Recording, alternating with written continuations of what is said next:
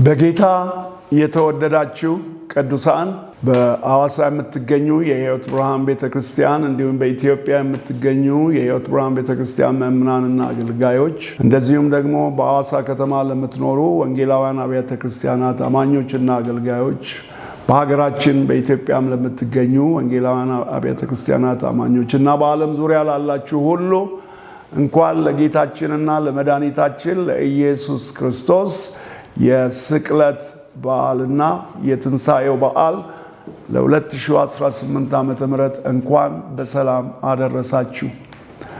የጌታችን የኢየሱስ ክርስቶስ ስቅለት የእምነታችን ትልቁ መሰረት ሲሆን ትንሣኤውም ደግሞ የእምነታችን ትልቁ መሰረት መሆኑን እኛ ክርስቲያኖች እናምናለን።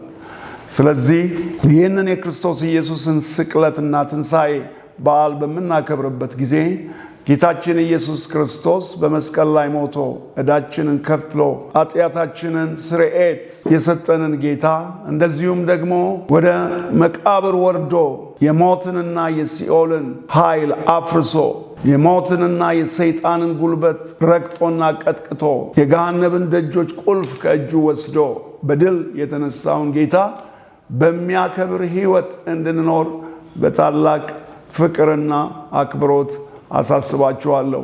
ሐዋርያው ጳውሎስ ዓለም ለኔ የተሰቀለበት እኔም ለዓለም የተሰቀልኩበት ከጌታችን ከኢየሱስ ክርስቶስ መስቀል በቀር ሌላ ትምክህት ከኔ ይራቅ እንዳለው ሁሉ በሕይወታችን ያሉትን ትምክህቶች አስወግደን እግዚአብሔርን መንግስቱን ጽድቁን የሚቃወም የትኛውም ስርዓት ዓለም ይለዋል መጽሐፍ ቅዱስ። ስለዚህ ይህ እግዚአብሔርን ጽድቁን መንግስቱን የሚቃወመውን ስርዓት በመስቀል ላይ ክርስቶስ ሰቅሎት እኛንም ደግሞ አሮጌው ሰውነታችንን በመስቀሉ ላይ እንዲሰቀል አድርጎ ከሞት የተነሳልን ጌታችን ኢየሱስን የሚያከብር ሕይወት እንድንኖር እግዚአብሔር ይርዳን።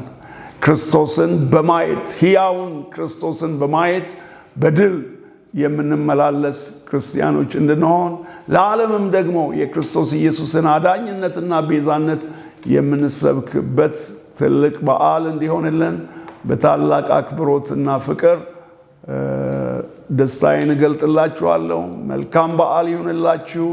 ኢየሱስ ክርስቶስ ከሞት ተነስቷል። ኢየሱስ ክርስቶስ የድላችን ምክንያት ነው። እኛም በክርስቶስ ድል አድርገናልና የድል ሕይወት እንድትኖሩ በታላቅ አክብሮት እጠይቃለሁ። እግዚአብሔር ይባርካችሁ። እግዚአብሔር አገራችንን ኢትዮጵያን ይባርካት። ሰላምን ለምድራችን ይስጥ በኢየሱስ ክርስቶስ ስም።